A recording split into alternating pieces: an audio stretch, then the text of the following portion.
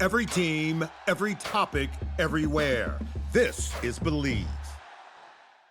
Welcome back to another episode of Sunbelt Podcast. Dusty Thibodeaux with Warhawk Report. Shane Mettlen from the Daily News Record joins us.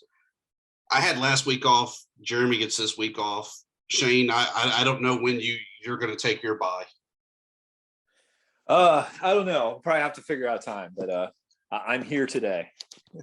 Hey, I love living in the now. And you know, when it's this late in the season, I feel like that's all you can really do is live in the now and try not to hit loss number 7. And if so, try to play spoiler down the stretch. Yeah. I mean, thinking back on it, I've missed my share of recordings and interviews and stuff. So it evens out here. Always. So looking at this past week, what games really jumped out to you of being the games that were really over the top, or maybe even the lackluster performance? Good question. I mean, probably not necessarily over the top, but Coastal getting it done without Grayson McCall stands out to me. Troy continuing to get it done. South Alabama continuing to get it done. I mean, those are probably the ones that just jump out to me because those teams have managed to get the wins even when they've been challenged. And now they're in the position to, 2 of the 3 of those teams are going to play for a championship game. And, because they've been consistent all year long. Coastal's definitely wrapped up the East. I think the West is still a little on the ifs, ands, and scenarios between Troy and South Alabama. Obviously, Troy's got to win to close it out. Then if Troy loses, South Alabama wins, and maybe JMU gets a win, that really throws the big wrench into it, that South Alabama could wind up representing the West. At the end of the day, just win, baby, win. And I think John Summerall can get that done this week at Arkansas State. Will be a little tough being a road game, but they showed this past week really against ULM. They don't need to air the ball out.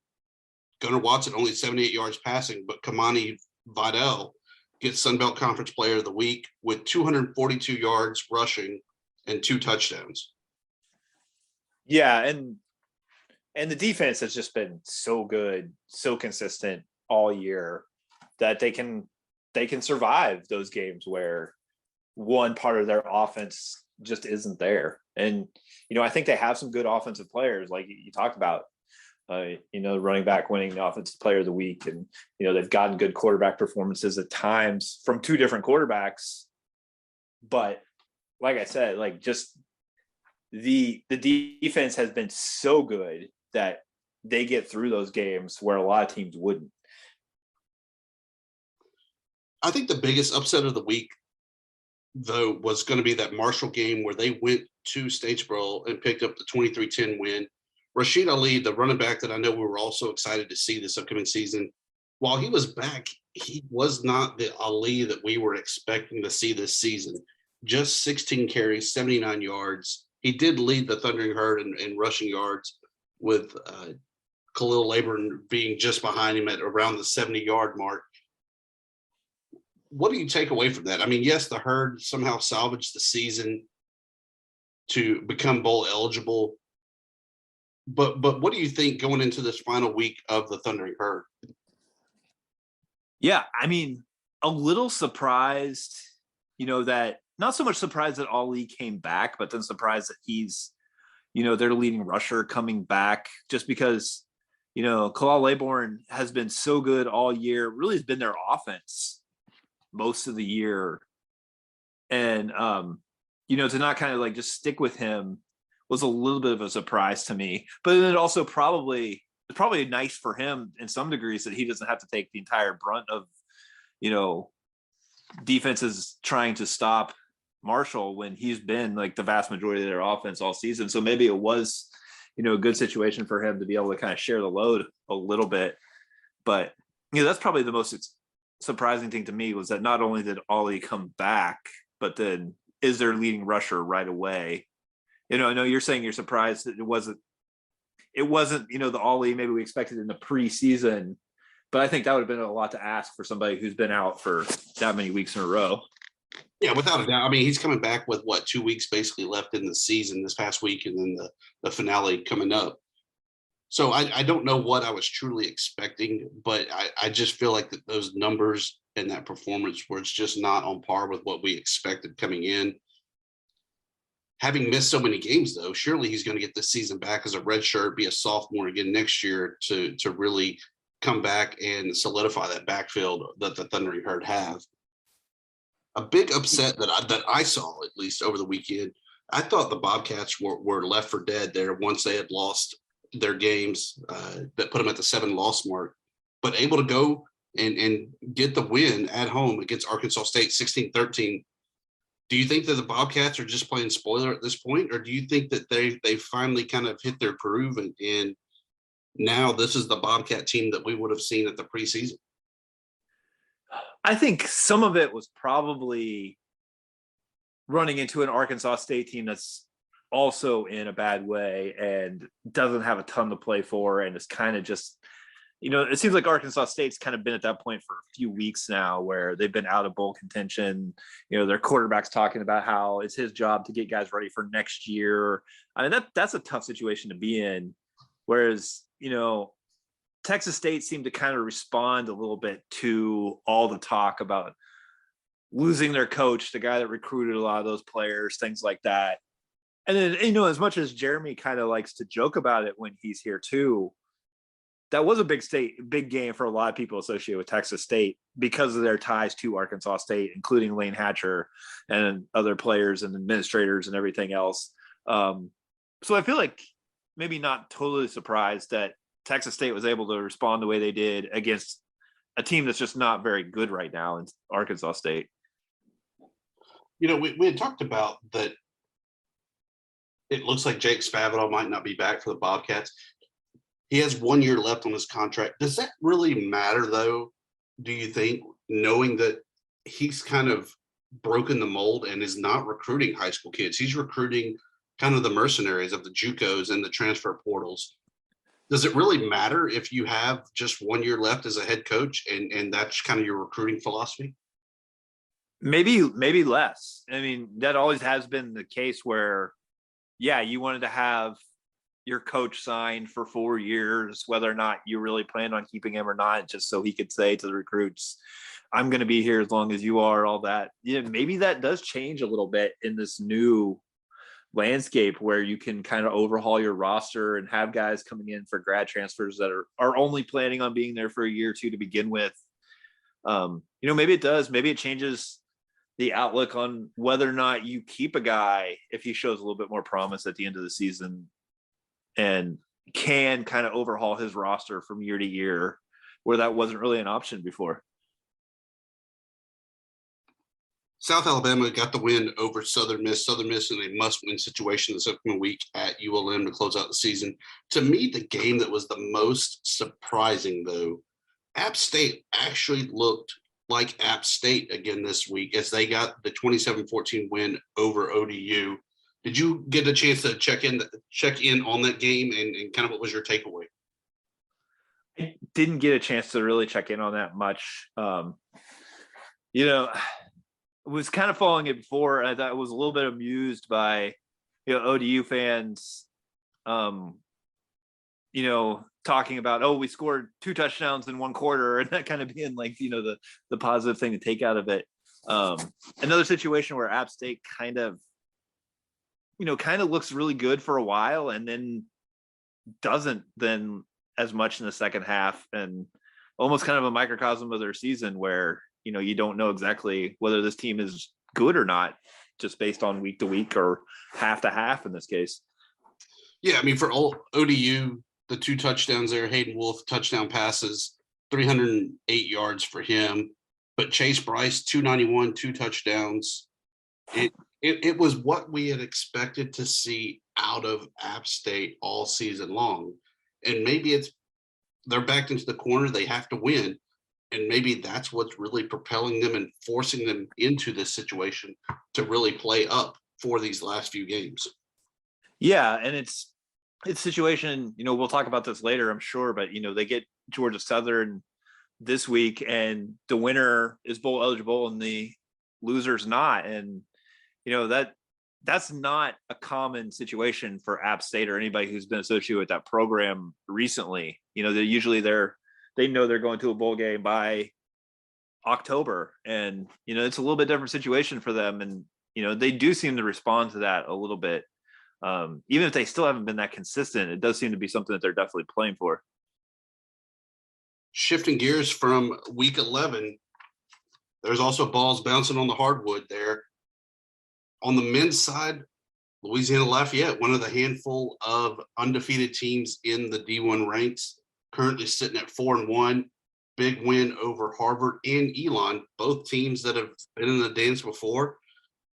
What's your take early on this season, knowing that Troy's also 4-1, having just beaten Florida State? Yeah, Louisiana has been impressive. Troy's, definitely had their moments. And JMU's been really good at times, but maybe the team that's jumped out to me the most has been Southern Miss, because they're, I believe, 4-1 now at this point, and they've beaten some good teams. They won at Vanderbilt, they beat Liberty, just beat a Winthrop team last night that is a program that's always like in the mix in their conference. For a team that nobody really expected much out of, they're getting a ton out of their 3 big transfers they brought in, and those guys are carrying them right now, and they really look like a team that could be very competitive in the Sun Belt. 3-2 is Texas State, the team that I was anxious to kind of see what they were going to do after losing Caleb Asbury from last year. But Mason Harrell has really stepped up to the plate and gotten them with a win over Cal, 59-55 earlier in the week. Leading scores, though, really kind of surprising to me, it's Marshall, with Tavion Kinsley averaging 22 points, Andrew Taylor averaging 20. The Thunder Herd quietly sitting at 4-1. Yeah, and a lot of people, reacted strongly to their season opening loss. I don't think that was necessarily much of an indication. Yeah, they're playing a lot better. They're kind of rising up the ranks of Ken Palm and the other metrics and stuff, and they should be a solid team. And I talked to Dan D'Antoni a decent amount during the offseason, getting to know some of the coaches as I start covering this conference. And he just came out and flat out said, we had some bad luck last year, but we sucked, and I think we're going to be a lot better this year. And so far it's kind of looking that way. On the women's side, I feel like the women have always been the team or the side of basketball that actually kind of had their act together and were actually in pretty good shape. This year, it's been kind of some ugly losses early on, with losses to Florida A&M, Jackson State, Norfolk State, Central Arkansas, and kind of the golden child of women's basketball, Troy, even in a little bit of a struggle, sitting at 3-3. They did beat Brigham Young in a tournament in Hawaii, though. But Marshall, Texas State, and Georgia Southern all sitting at 3-1, 2-1, respectively, early on. Teams that I would not have expected to see atop the women's standings. Yeah, and I will say Troy during media day, Shonda Rigby basically was, kind of saying we're playing a really tough schedule. We'll probably take some losses early. So I don't know if it's necessarily an indication that they're not still going to be right up there with the best teams in the Sun Belt. I might even say the same thing about Texas State on the men's side. They're 3-2, but they always play such a tough schedule. I think it's probably similar with Troy, that they're going to take some losses in the regular season to be ready for a run in Sun Belt play. Yeah, but it does sort of seem like, even if you can count Troy as one of them with some losses, that there's a few pretty solid teams in this conference, and then the bottom of the conference is not going to be looking too good when it comes on the women's side. Yeah, on the women's side, leading scorers at 24 points a game, Southern Miss's Dominique Davis and Kiki Jefferson there of James Madison.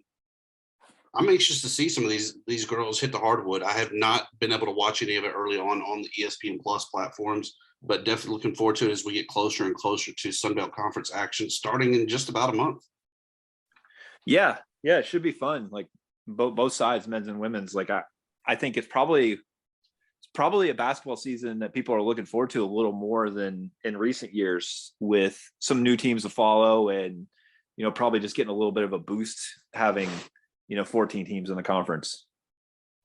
Circling back real quick to the men's, a huge moral victory, if nothing else. Georgia State actually beat Mercer in overtime, 85-83. Mercer has been the Sun Belt slayer. Out of all of those old SoCon teams, Mercer is the one that I swear every year they have a clean sweep against the Sun Belt. So it was good to finally pick one up against them. Yeah, Georgia State's kind of been a little bit up and down with the new coach and several new players and everything, but looks like a team that with wins like that will probably still be in the mix once conference play begins. So Shane, we've talked week 11. We talked men's and women's basketball. Because Jeremy's not here and he's so long-winded and detailed, we don't have to play second and short. We can just talk final weekend. Yeah, I think you're right. Second and short's kind of Jeremy's game. He's in charge of it. So I think, we can probably just make our opinions known and get it done in time. He also owns the gong, and he does not share that with us. So he is definitely missed when it comes to that aspect. But we kick off the final weekend, Georgia State at Marshall. I like Marshall really coming into this, having clinched bowl eligibility, wanting to get that one last win before they find out their fate of going into the postseason. I'm anxious to see Ali, see if he can break that 100-yard mark and really showcase that he hasn't lost a step, having missed 10 games this season, and really setting the tone for the postseason as well as going into next season. Yeah, I think it's a situation where, Marshall riding so high when they beat Notre Dame and then really having a tough to figure out loss to Bowling Green has then been pretty solid in conference play. They're, in position to get to 8 wins and, maybe a 9th win if they win a bowl game, which would be a very, very respectable, very, very good season to brag about if they can get that, especially since late September, early October, we really didn't know what to think about Marshall. It does seem like they're kind of ending the season on a high note. Southern Miss closes out the season looking for bowl eligibility themselves as they go to ULM. I really think that this is a chance for the Warhawks to play spoiler and ruin the Golden Eagles' inaugural season in the Sun Belt by making them not be bowl eligible. The Warhawks one loss this season at home, and I think that this is another win for head coach Terry Bowden and a step closer to getting them ready for next season. It would actually be win number 5 on the year, and definitely an improvement from last year with 4 wins and a step in the right direction. Yeah, I feel like Terry Bowden has gotten these guys to play for him and to be up for these kinds of games. And ULM's definitely not the most talented team in the conference, but they've been competitive throughout. And I think it says a lot. I wouldn't necessarily argue with somebody who wanted to talk about Terry Bowden for conference coach of the year. I don't think he's necessarily going to win it, but it's been very impressive. On the other hand, I think, Will Hall also ought to be in that conversation, and Southern Miss does have a lot to play for. Getting to a bowl game this year for them would just be absolutely huge, given, where the program was a year ago. I kind of think Southern Miss is going to win that one, but being in Monroe, nothing would really shock me if ULM was able to kind of pull one off there. Yeah, I'll be at the game, anxious to kind of see Frank Gore live and in person, as well as Wilkie, the quarterback, and finally getting to have a chance to talk with Will Hall as well post-game, as we either talk about how they became bowl eligible or how they were just short losing to the Warhawks. Another big game that kind of plays into the Western Championship game, Old Dominion travels to South Alabama. this smells of an upset of ODU beating the Jag. I can't necessarily agree with you on that. I feel like ODU's kind of just been done for a few weeks. They're so beat up with injuries. They're, lost 5 straight. Yeah, I mean, to some degree, I can see what you're talking about because this is one that could become a defensive type game and a low scoring game where nobody really runs away with it. And then, a big player turnover could really turn things. But just seeing ODU up close a couple weeks ago did not really look like a team to me that was, built to finish this strong regardless of their record. I don't know what it is. Something just really jumps out at me in that game. The Monarchs are going to be able to pull this game off.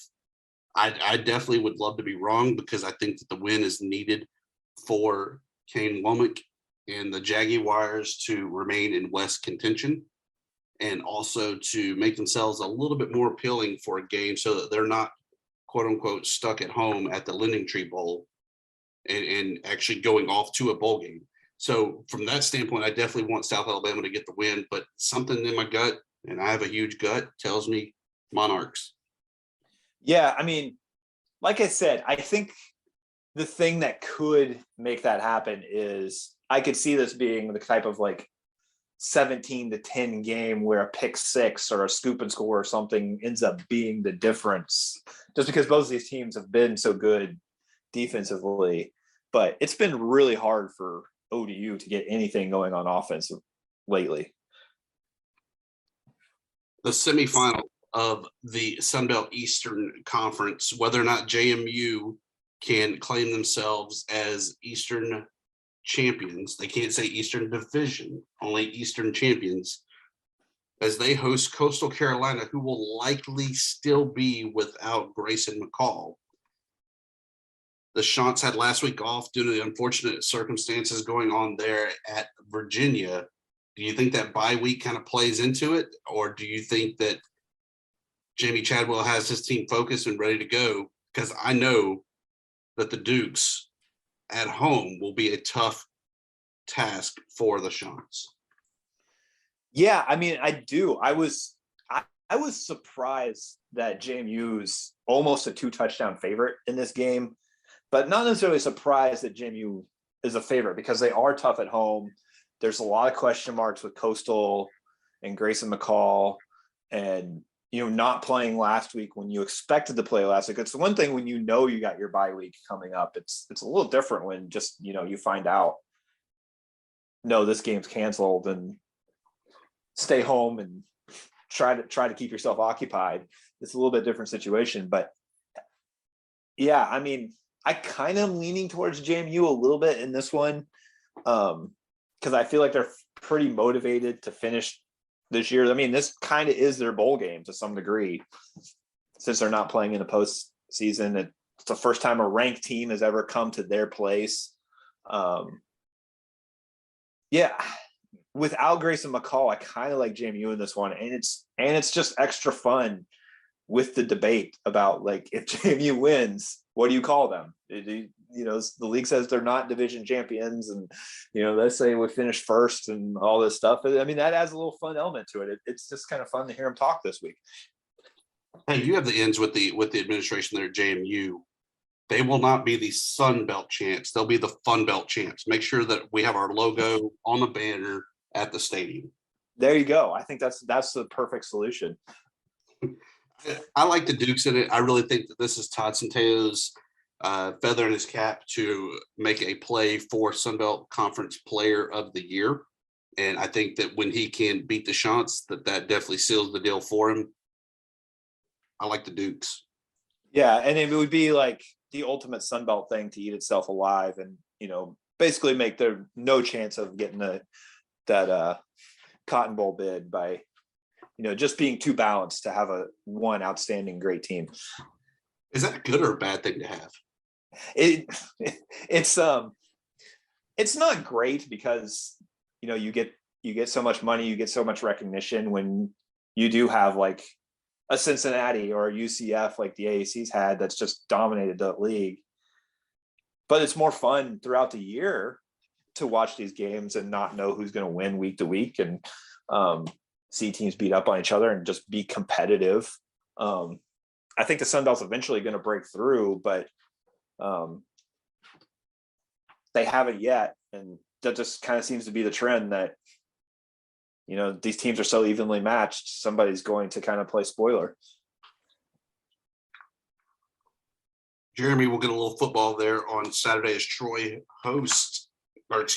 travels to the Red Wolves.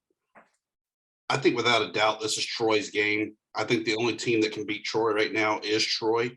And I just don't see Coach Summerall having that let down. So I'm picking Troy to seal the deal and get ready for the Sun Belt Conference Championship. Yeah, I agree. Troy's just a better team than Arkansas State. Troy might be better than anybody else in the Sun Belt right now, but they're definitely better than Arkansas State, and they've got a ton to play for. And I think they're going to go in and handle Arkansas State pretty easily. Raging Cajuns travel to San Marcos looking for win number 6 to be bowl eligible. Bobcats playing for pride at this point, as they will be looking for win number 5 on the season. I think the Bobcats, having won last week, have that confidence. The Cajuns are a little beat up right now with Wooldridge being out for the rest of the season. I kind of like the Bobcats at home. I think that they have what it takes to squeak out another field goal type of game over the Cajuns and ruin the Cajun season. Kind of going back to what we said, how we're all just kind of devouring one another. Yeah, this is probably the toughest one for me to pick this week, because I went in kind of high on Louisiana last week thinking they would keep it relatively close against Florida State, and they just did not. Maybe I was underestimating Florida State more than I was overestimating the Cajuns. I don't know, but they've just been so hit and miss this year, and probably the misses more than the hits for the Raging Cajuns. The way Texas State responded last week kind of makes me think they can close it out at home. I'm with you on this. I expect it to be a close game one way or the other, but I wouldn't be shocked at all if Texas State can pull it out. Finale on the season, a good old Southern Conference championship game. App State travels to Statesboro to face the Eagles of Georgia Southern. Both of them are playing really for bowl eligibility, with App State needing that additional win to get to 7, which would be 6 wins for them, having played 2 FCS teams. Georgia Southern sitting at 5-6 right now. I like the Eagles. I like Van Trees and company. I think Helton has this team up and ready to go. I think if this game was in Boone, it's App State's game to win since it's in Statesboro. I like the power of the ditch, and the Eagles roll. Yeah, and I feel like, both teams are playing for bowl eligibility, but it just feels like all the pressure is on App State because there was expectations this season, and they're not going to meet those expectations. But to miss out on a bowl game would have been unfathomable a couple months ago. And they're going in there, they're playing in Statesboro, where their fans will get up for a big game in a rivalry like this. I kind of like Georgia Southern in this one because App State just frankly hasn't responded to these situations all that well this year, where there's either expectations or pressure on them after a big win or, getting to having something in front of them. They just, like I said, they just haven't responded well this year for whatever reason. And I feel like Georgia Southern can go into this one. They weren't expected to be at this point where a bowl game was on the table. They can go in there and kind of have fun, throw it around, play loose. And if they win, great. If not, they still exceeded expectations this year. And I think that bodes well for them. Yeah, without it. I mean, coming into the season, we didn't know what Georgia Southern was going to do. Was it a 0 for year? Was it a 1 win, 2 win? Was it kind of the miracle season where they run the tables? I mean, there was really no known outcome for this upcoming season. So I think the fact that they're playing for bowl eligibility is really huge on Coach Helton's scheme and vision for that program to get it up and going. My only hope for him is in the offseason, he can find another Van Trees to keep this aerial attack going, because maybe it's just me and not believing in the passing attack of Georgia Southern, but that passing attack is legit and something that we've never seen before out of Georgia Southern. Yeah, and you kind of hit on it. We, to start the season, said, how can you put this passing game in at Georgia Southern where they've never done it before? They've always been an option team. And we probably underestimated how quickly you can change a culture now by going to the transfer portal and getting an experienced quarterback who can come in right away. And, I mean, personally, I was probably looking at it through the lens of, okay, it takes you 3 years to develop a quarterback that can play your system. It's not really the case anymore. And, they became a factor in this conference right away. So all these games, you play for bowl eligibility so that you can play into the postseason. Coming into Tuesday night, 75 eligible teams, 82 slots. So only 6 slots really kind of in question or available. Looking at the games, ESPN owns 16 of the 41 bowl games. So really the matchups are going to be the key. It's not just that you have the 6 wins. It's what have you done for me lately? How appealing are you? And how many eyeballs are going to be on the TV watching you to sell the ads on the back end? The Athletic has several bowl games already lined out with their projections of where Sunbelt teams are going. Southern Miss gets to go to Mobile and face Middle Tennessee in the Lending Tree Bowl. I kind of like that matchup, but that also means that Southern Miss is going to win this weekend. I don't necessarily like that prediction. What are your thoughts, though, having seen Middle Tennessee to kick off the season? Do you think that's the same team that we saw at the beginning of the year against James Madison that we would see in this postseason game? I don't know. I mean, that's a team that just totally got dominated by JMU in the opener. And I mean, obviously that was a huge day for JMU, kind of making their FBS debut, getting them to come play in the opener. Big crowd, excited crowd that was, hanging around partying all day for a night game. Maybe that had something to do with it, but they just didn't look good in that one. And then they turn around and they win some games. Their offense looks good. They're throwing the ball all over Miami. It's really hard for me to judge. I mean, if you told me that first opening week that Middle Tennessee's team was going to be bowl eligible, I wouldn't have thought so. But, they've obviously improved, at least to some degree. App State, another team that makes the cut, they're facing Liberty in the Myrtle Beach Bowl. That means that the Mountaineers get the win this week at Georgia Southern based on these predictions. I kind of like that matchup, though, and just hope that we get the right App State team to represent the Sun Belt in Myrtle Beach. To me, though, that's a little bit of a little shade thrown there that they have to go to Coastal Carolina to play in their postseason game. Yeah, although, just one state away, I'm sure App State fans would make the trip there and make that a home game for them. Just kind of the way, kind of in the nature of the beast, I guess, at this point, where, if you're a team in the South with nice weather, you're probably going to host a bowl game. And, sometimes you'll be in it. Sometimes your rival's going to be in it because your conference is aligned there. I do kind of like that for App State too, though. If they did play Liberty in that situation, Liberty's not finishing the season strong, losing to a UConn team and a Virginia Tech team I thought they would have beaten the way they were looking a few weeks ago. And then who knows, once the coaching carousel heats up here in the next couple weeks, who knows if Hugh Freeze is even going to still be around for Liberty at that point, because, if some of these SEC jobs open up, will they come looking at him with the success he's been able to have at Liberty in a little time between his controversies and now?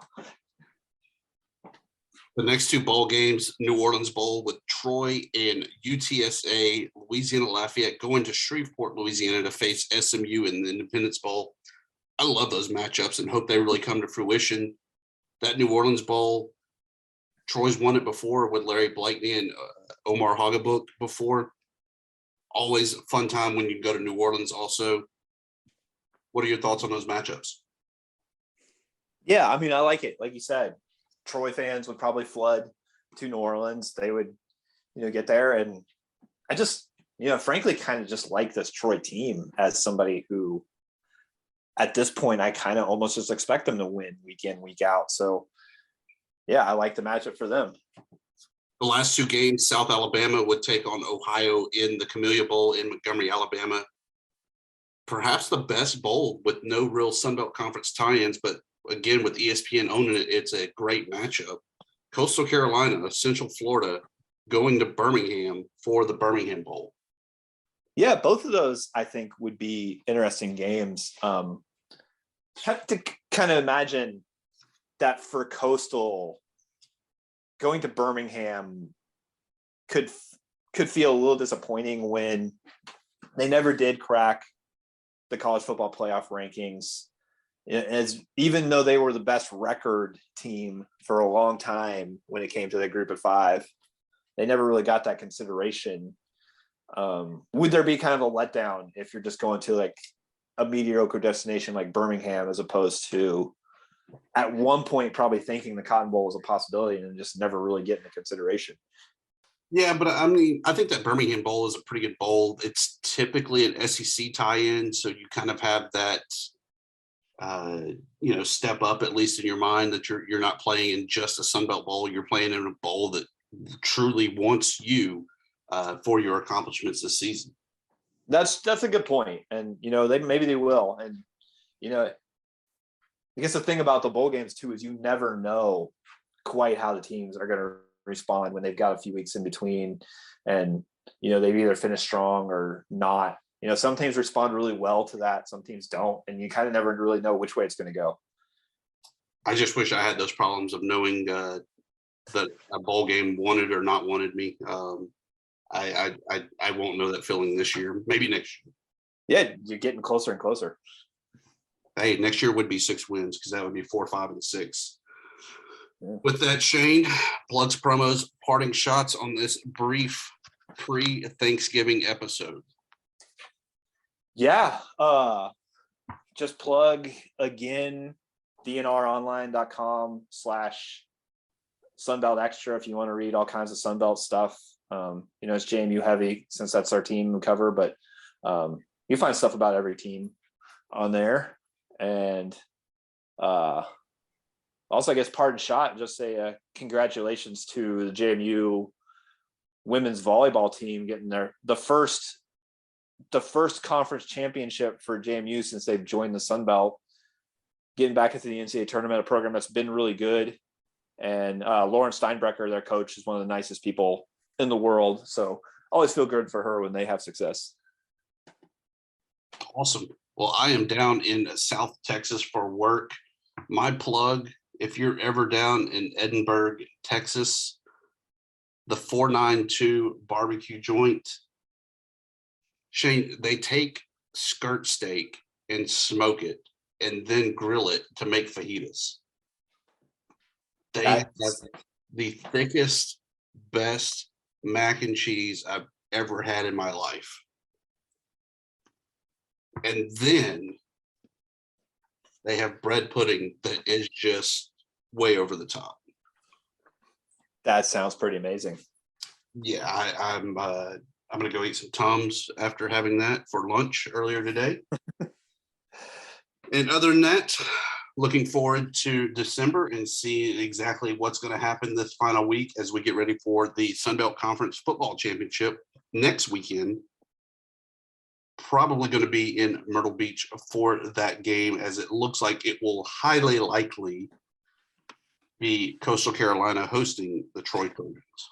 So for Dusty Thibodeaux, Warhawk Report, Shane Mettlen of the Daily News Record, and Jeremy Harper, who is MIA doing stuff for Hellraiser. We'll see you next week.